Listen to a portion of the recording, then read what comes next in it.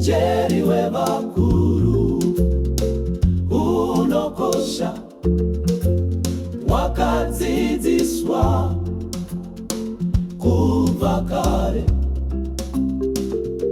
tichitevera tsoka dzavo kuti tive neramangwana riri nani.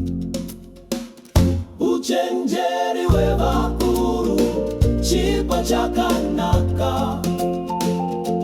tinokutenda nekutipa simba.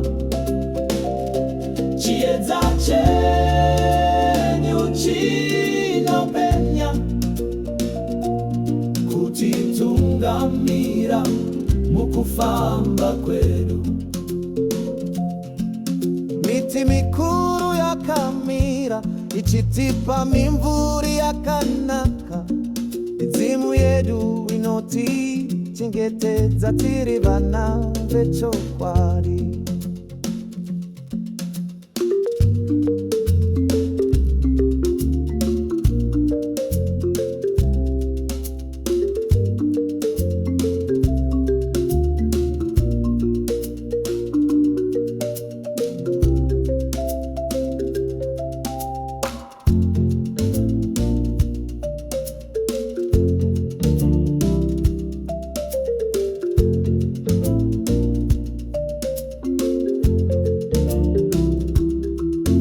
Uchenjeri w'abakuru chipo chakanaka, tinokutenda nekutipa simba.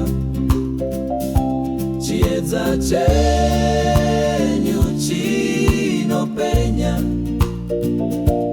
kutitungamira mukufamba kwedu.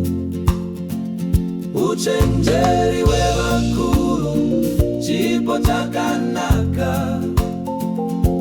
tinokutenda nekutipa simba. Chiedza chenyu chinopenya kutitungamira mukufamba kwedu.